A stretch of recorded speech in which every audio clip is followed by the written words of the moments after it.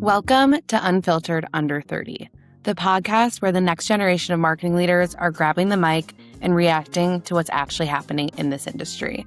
I'm your host, Claire Middleton, and this is a show built on one belief. Sometimes the 25-year-old in the room sees what the 25-year veteran can't. Each episode, we're pulling emerging voices into real conversations about where marketing is headed, how AI is changing the game, and what it actually looks like to build a career as an ambitious 20-something. Let's get into it. Irina, welcome to Unfiltered Under 30. Thank you so much for joining me today. Thank you. I'm so happy to be here. Amazing. So let's get started with just telling us a little bit about yourself, about your journey, where you live, where you work, all of that. Awesome. So I'm a senior creative and creator, and I work at TBWA Chiat in Los Angeles. It's a Los Angeles-based creative agency that has quite a long legacy in the industry. But I'm actually from Finland, and I moved to the U.S. almost 4 years ago, and it kind of shifted the trajectory of my career and took a big leap of faith there. So my current role, as I mentioned, is a senior creative and creator at this agency, but I actually started as a social content creator. So I was more like filming social content for our clients' social media, but I've since leveled up into like a more senior position where I'm just sort of thinking about creative ideas as a whole, also outside of social, but very much still on social as well. So tell us a little bit about that shift that you've experienced. So you were essentially an in-house content creator before, and now you're kind of in this more strategic role. Tell us a little bit about that shift from creator to creative and how this all evolved. Yeah, I definitely do consider social to be like a huge part of my role. That's why I have like the little creator title there. I don't want to forget where I came from, but yeah, I started as a social content creator. I was basically filling up our clients' social calendar with all these fun pieces of content and being very like on top of trends that are happening on social and then reacting to them with the content that I was producing myself. But at some point, I started to think that I really would like to level up my role a little bit and, just move outside of social, even though social is a big part, but I would still want to, be in the bigger rooms talking to people like about, brand platforms and bigger campaigns that just go beyond social. So I sort of decided a couple of years ago that that's what I wanted to do. So I just started proactively seeking out those opportunities within the agency and getting into those rooms, even though it kind of scared me a little bit, and like going, volunteering to be on pitches and pitching my ideas for bigger campaigns. And that was luckily quickly seen by our leadership and people who just, work higher up in the company, and they like appreciated what I was, bringing to the table and seeing really my worth. And I was able to make that switch from just a content creator to a creative role. That's probably such an amazing feeling to take that leap maybe before you're totally ready and then feel like it's paying off. Yeah, totally. So talk to us a little bit about campaigns. So you work at an agency. If you had to pick one campaign to describe kind of your ethos as a creative, especially now that you're in a more strategic role, what would it be? And talk us through some of what the challenges and successes were of that campaign. Yeah.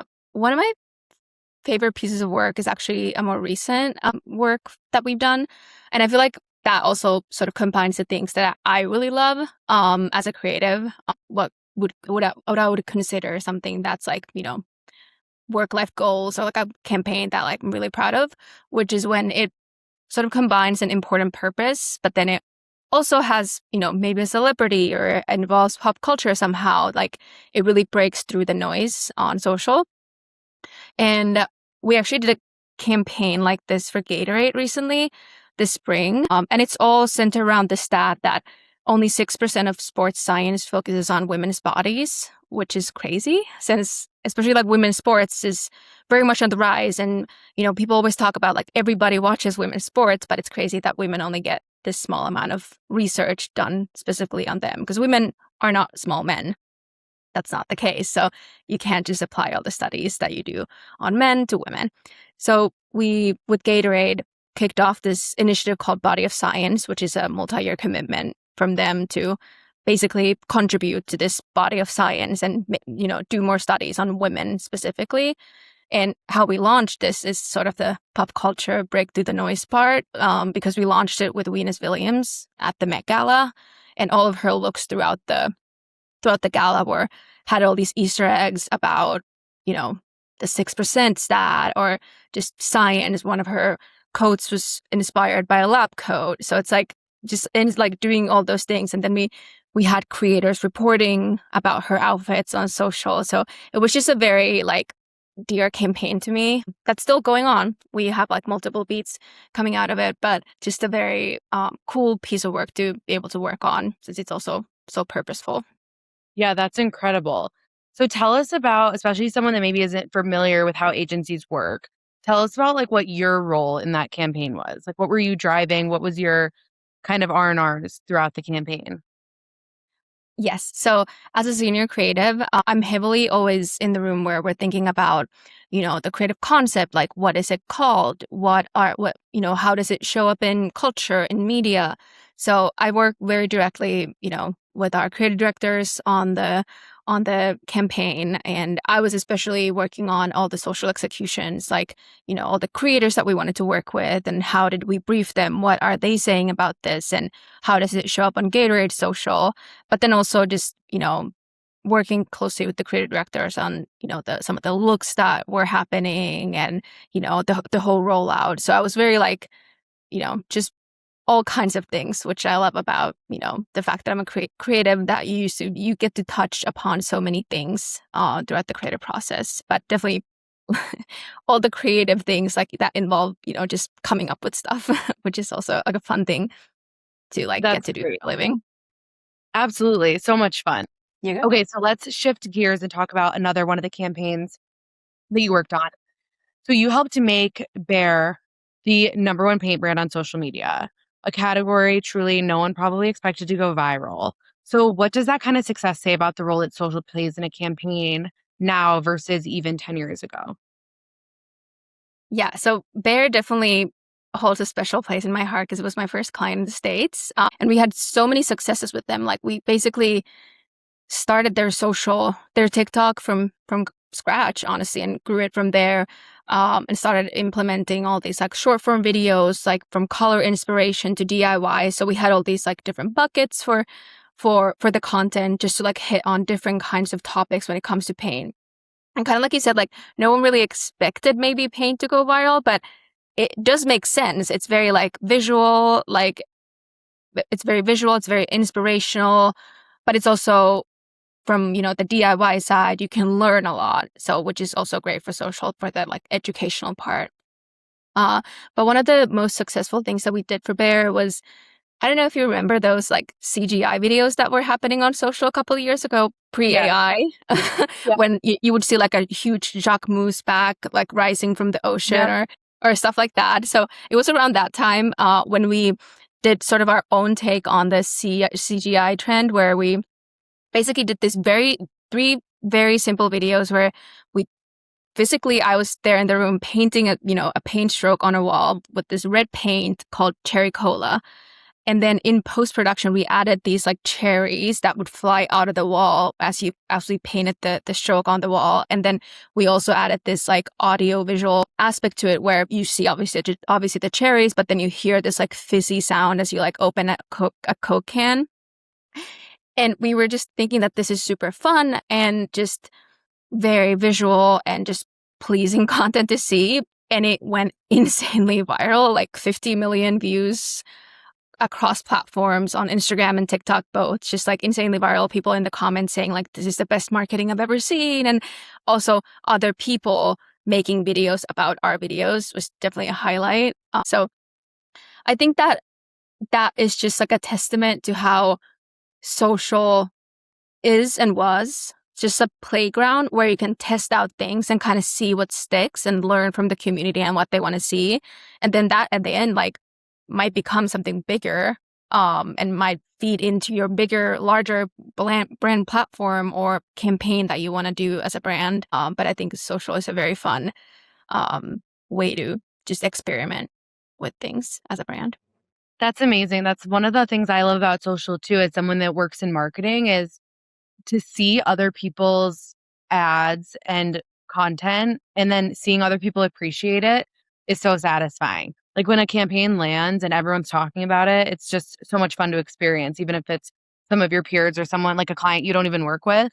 It's always so cool to see just people like responding positively to advertising, because so many people feel negatively about advertising, especially in our generation. And so when something lands, I feel like that's like the biggest KPI, honestly, when you work in this industry, is just having something land and people feel good about it is like payday. Agreed. Even though like in advertising, especially, we talk about this feeling of sort of, you know, jealousy, ad like work jealousy, where you see something really cool and you're like, God, like I wish I did that. But then at the same time, you're just like, this is so cool that they did this, and I'm so happy that it's just doing well. And like reading all the comments and seeing people respond that way, like it's the best. Absolutely. So let's talk a little bit about Cannes this year. So this was your first time attending Cannes, and you were a speaker, an official speaker at Cannes Lions, which is so incredible. Congratulations. Thank you. So let's talk a little bit about what you shared when you were there. So what do you feel like the biggest mistake that brands are making with briefing creators is today? Yes. So our whole talk at Cannes was called Creator to Creator Brief Built Live on Stage. And our reason to do this is we were literally, sitting in these rooms briefing creators, and we just noticed that the industry is maybe going that way. Maybe you never changed, but where we are just sending scripts and laundry lists of mandatories to creators and, giving them like a very tight sandbox within they should play with, and telling them like, oh, like make something cool with this. But it's like, you hired the creator for their creativity. You saw their content. You were like, oh, I want to do something with our brand. I want to hire this creator for their creativity. But then you take it away by giving them all these mandatories and maybe even a script. So that was sort of a thing that we noticed. And we really wanted to sort of bring our POV into how we could change it, which is the creator to creator brief, which is something that I, as a creator, then get to do here. It's me as a creator briefing another creator, on social media. And it's all about just finding this creator superpower and then matching it with the brand's sort of purpose, and finding this intersection between the creator and the brand, and finding this fruitful ground for them to like start thinking about ideas instead of going with like brand first, like this is what we want to do, this is what we want to say, and then just kind of making the relationship a bit more just sort of mutual instead of like a one-way street. That's incredible. And I think it's something you hear talked about online a lot, is these, the ads that feel more authentic usually perform so much better. And it's such authenticity is such an overused like term and concept, but it is still at the root of creativity, creators, and advertising, where it's like it is important to feel like you're getting their actual endorsement, because I'm influenced all the time to buy things, and it's usually when it's way more organic. And so when they're reading off of a script, it's just, not as effective. So tell us a little bit about like what that looks like. Like what is this, how does this concept work in practice for you? Yes. So how does the creator brief work in practice is that you sort of start with the creator. Obviously, like you usually know which brand you're working with, but it would be good to start with the creator and kind of look past beyond those labels that you might see. Like we had a creator, Lauren, with us at Cannes, and we were like using her as an example, and she travels a lot. So we were just saying that, oftentimes people might just look at her and be like, oh, she's a travel creator, so let's do something travel related. But then she is very, very creative when it comes to her own content. She was saying that she likes to think of her sort of channel as like almost a TV channel, and she has multiple different programs running at the same time, although they're all about her. But they have like different themes. Like she has this series of like living life like a rom-com, where she creates this sort of short film like video of her life that's, shot and edited like a rom-com. And then she also has these more BTS type videos where she, talks about how she's trying to become a household name, and then just, kind of peeling back the curtain a little bit on like what she's doing in order to, achieve this goal of hers. So just like talking about how through these things, you can find superpowers from the creator that are like just sort of past the general label of a travel creator. So for Lauren, for example, we saw that she's this anti-gatekeeper, like she doesn't gatekeep things. She talks about them, freely. So that was one of the things that we noticed with her. And then we started building sort of like, we brought that anti-gatekeeper aspect, superpower of hers, and then looked at the brand and what the brand is really like good at. Like, we had this fake brand that we made up that was like this wellness brand, and they're trying to sort of bring wellness equipments and routines to use for all instead of just, the rich and famous. So there's like a common ground there that they're both trying to like just sort of anti-gatekeep something. So just sort of like finding this common ground between the creator and the brand, and then building from there instead of like just being so brand forward and like pushing your own script. That's amazing. It just sounds like such a collaborative effort, which is probably, it just benefits everyone. Everyone gets to win in that situation. And I'm sure that the performance is there too when you work like that. And it's definitely like easy to just say like, this is the framework. And obviously like it lives, whether if you have like a larger campaign with a larger pool of creators, then you can apply it to a greater community rather than just one. But, it's always evolving, but it's just like a good reminder at the same time to really also think about the creator and their sort of POV instead of only the brands. That's amazing. So tell us, if you could ban one thing from the modern kind of creative brief as we think of it now, not this creator to creator concept, what would that thing be that you were like, never again put this in a creative brief or tell a creator to do this? I think sending a script is foul unless you're making an ad and you're hiring an actor to, say those things. But if you're hiring a creator for their creativity, like, for the love of God, don't send them a script, because that's waste of your money. People are savvy. Like, we have been using social media for ages. People will know if it's inauthentic. People will know if this is not the creator's own talking, that they're, the words that they're saying in the video. Like, people will know. So that's just a waste of your money, I will say. It sounds so obvious when you say it, and I totally agree. And I know that it's not the majority, like based on the content that I consume. So I hope brands are hearing this. Yes. Okay, so let's shift gears and talk about trend predicting. This is another kind of passion of yours, one of your superpowers with both your role and you as a creator. So the creator economy has changed massively since you began as a creator. What's the biggest structural shift that you've seen in how brands and creators are relating to each other? I think the biggest thing is just like especially when you think about when I really got started in creator marketing, advertising, is that the lines between creators and companies are kind of starting to, I don't want to use the word muddled because that has like a negative connotation, but that's the word I'm going to use. But I think like a lot of companies are hiring creators to work for them. There's a lot of titles I see on LinkedIn that have like the word creator there. And I've seen a lot of companies just hire, chief creative officers who are, whether those roles are gimmicky or not, whether those roles are real or not, they are still hiring creators to work for their companies. But then at the same time, creators are starting their own ventures. They're starting their skincare brands like, Alex Earl did. And, some creators are starting their own agencies to really take out sort of the traditional agency as the middleman and just going straight to brands. Because I'm sure the creators sometimes get, frustrated being on the other side of the broken phone that happens sometimes. So I would say that I'm really interested to see where that goes, and whether especially these like creator-led agencies, how will they do as some of them are just getting started. But I'm really interested to see just how this evolves and how much creators will be lifted up in the future, because I'm definitely here for that. Totally. Let's start with predictions on the creator economy, and then let's move into some actual fun predictions.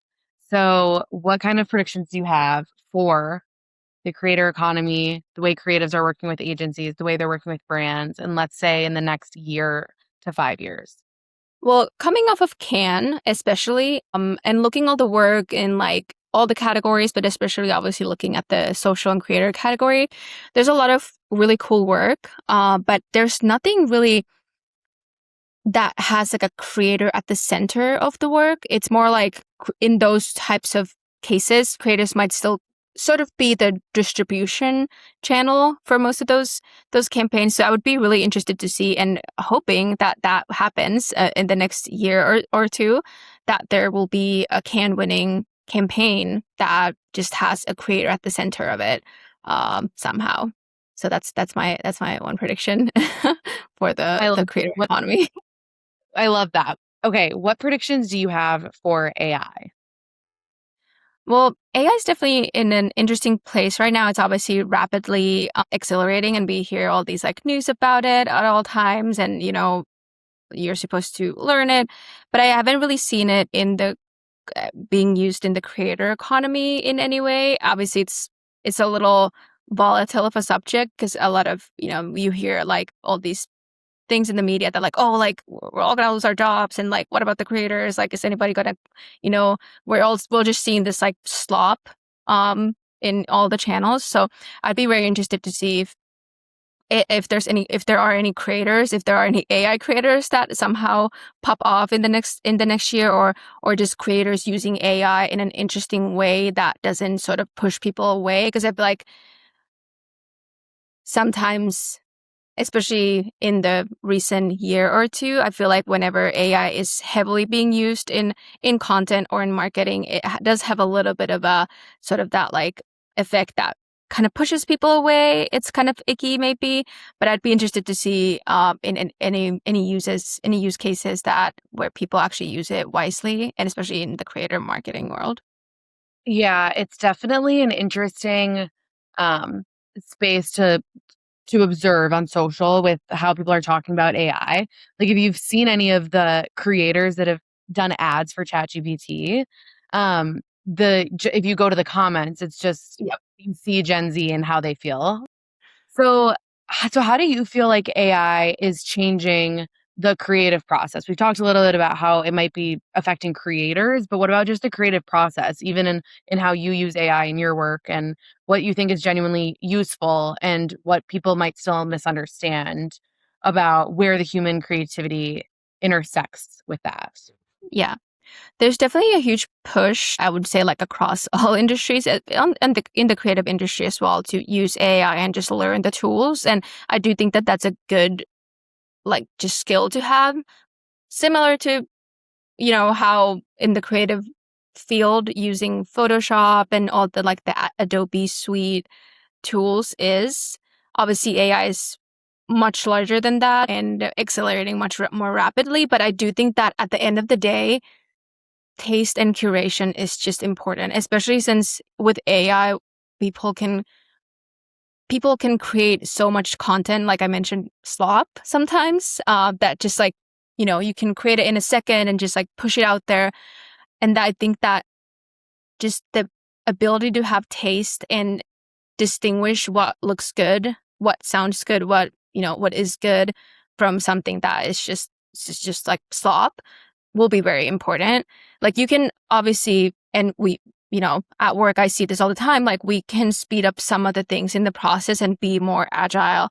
But I do think that at the end of the day, AI doesn't really like, when you like do a little prompt, like AI doesn't really care at the end of the day what it looks like unless you tell it to. So you kind of have to be the sort of gatekeeper there a little bit to make sure that the output looks good, and that you are the one who brings the passion to the table. AI is not passionate about anything. You need to be the one bringing, like, saving the integrity of the idea and bringing the passion forward when you're trying to execute something. So I think just having taste and having a unique POV in this day and age is really important with AI. Well said. It's so true. Let's move in a little bit to talk about Gen Z and kind of some of the opinions around Gen Z about people 30 and under. We know that there's no shortage of opinions. It's definitely, people have all sorts of things they like to say about Gen Z, and this is our space to prove them wrong, or maybe some of the misconceptions, maybe they're proper conceptions. So let's talk about something that you think that maybe senior leaders feel about our generation and how we approach work and creativity, and what you think some of those misconceptions are. I think I'm pretty passionate about this topic, but I think there's a pretty big misconception around the fact that Gen Z doesn't know how to work, or they don't want to work. I mean, at the end of the day, I did see someone talking about this on TikTok, and I thought it was a good point. But I do think that since a lot of Gen Zers, and even someone like myself, has grown up in a society, in the job market, that it is what it is. We had just had all these layoffs at all times, and you learn about them every morning when you open your phone. Something's happening. Nothing really feels stable. So I don't think it's exactly right for older people in or more senior people in the leadership to expect us to just be super loyal to this one company. Obviously, we're going to bring our best foot forward, but there is a certain eerie feeling when you get up every day and you might get laid off. You won't know that. So it's hard to express that sort of similar enthusiasm and just commitment to one company and one job when you're just a number for the company, and people know it. These days they see it all around. Ton of my friends have gotten laid off and had to have search for a new job for several months. So I think it's just it's not that Gen Z doesn't want to work. I think it's just sort of the environment right now that just feels very volatile. So I think that they also people need to protect themselves instead of just giving themselves over to the company and doing whatever. Yeah, it's a good point, and it's a mindset that I think many people from our generation have. We just don't believe the same things to be true of our future than maybe our parents, or certainly of our grandparents. And it used to be, and where I live in the Detroit area, it used to be people would, my grandparents and all of the older people I know, they worked at at Ford or at GM, in a factory, and they would do that all day, and then they would come home, and that was just their career that they had for 40 years. And that is not the case for anyone really anymore, where you're even in all types of jobs, people won't necessarily work for the same person, same company, same small business. They'll probably move around and even maybe have multiple careers. The statistics around our generation of people that have multiple careers, not just jobs within the same industry, but that have a second act, of something completely different, are at all-time highs. So is, people that can't find a job straight out of college. I think that there's a certain part of it that's the self-preservation almost, where it's people do feel maybe they're just a number, or people do feel I don't know what's going to be there for me when I retire. I don't know what the world will look like, or any of those things. So there's this kind of idea that it's scary to care. And I think that's something I try to remind myself of, is it's okay to lean into your current job and care about it, even if it's not forever, because it does feel vulnerable to, kind of give yourself over to that when you don't know what your future is. It's so true. And so it's, I think that that's so much of what our generation deals with. And then that's what they act based on, those feelings, that's what they act based on.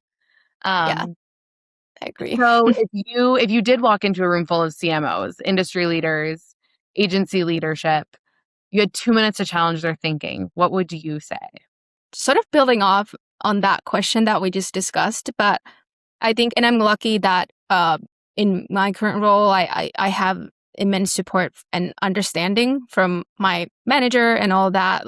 I'm very lucky in that sense. But I think that people will just need to, especially people in the leadership, should have a little more grace and understanding towards, the younger, like Gen Z workforce, and just understanding that it is very jarring, like we said, like just to like be working in this current state where, you don't really know what's going to happen tomorrow, but you're out here trying your best and, showing up still. So I think it's important to also have just for the leadership to have just understanding and grace and supporting the people that work for them in the best way. And obviously that might be a little bit of a just like obvious thing to say, but I think that that's a worth of a reminder for all the people who are managing any Gen Zers right now. Absolutely. Absolutely. It's an important message to reiterate. I love it. Let's move quickly into our lightning round before we wrap up. So what is your unfiltered advice for someone starting out in their career? Well, I don't think I actually mentioned this, but I moved to the States 4 years ago. I actually applied for this one job only. Moving to the States was not in the cards for me, but I think the big thing that was a North Star for me is that I was just doing everything just for the plot, kind of just trying out and seeing what happens. And it ended up, working out in the best way possible, at least how I can see it. It's just like trying out, even if you don't think that something's going to be successful necessarily, but just trying it anyways. And like you said, like just leaning in and like putting in that effort, even if you are scared. Doing it for the plot is one of my favorite sayings because it's very freeing.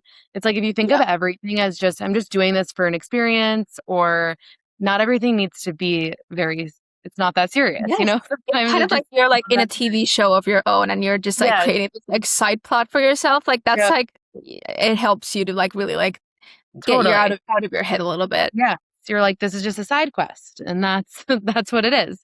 Yeah. I love it. What's one thing that people early in their careers worry way too much about? I think something at least I did, and I have two sisters, so I maybe noticed this with them a little bit, but I think it's just the fact that you think that you have to get it right in the first try, like your first job, like I have to know exactly where I go from this job versus like when I went to my job, my first job, I really didn't know what I wanted to do. I just kind of figured it out along the way. I went to a new job because, this company was my client, and then I hopped over to advertising. And then, like I said, I got this job from just applying and trying it out. So it's just, don't overthink it, I guess. Just see what happens. And I feel like you're going to find your right path. And even if it's the wrong path, you can, people are always reinventing themselves. I know it might be hard and not maybe the correct path, but you can't really plan life that way. You just have to see what works out and what is for you, what is the right path for you. Yes, and follow your curiosity. Just whatever you want, just go after it. I love that. Yeah. What's one belief people under 30 have about marketing today that the rest of our industry is going to catch up to? Well, I think it all kind of leads back to social media. I feel like all of us who have grown, I like to say that I grew up on social media. People who have been in social roles have been in this situation where you're trying to pitch like a fun idea, whether it's just one TikTok or a campaign, but then someone just doesn't get it, or they don't think that it's, it's too risky, or there's something that, they're too scared to try it when you're pitching it to someone maybe in a more senior position. So I think once the people in our generation who grew up on social media will get to in some of the more, higher positions, maybe they'll bring that courageousness that they have in, just trying out new things and being a little silly on social into like all the other aspects of marketing and just leading the work. Everything that you said before is like that kind of advice. It's like, do it for the plot. Don't take it too seriously. All of that's what they need to hear. Irina, thank you so much for being unfiltered. It was so amazing to have you on the pod. Thank you so much. This was so fun.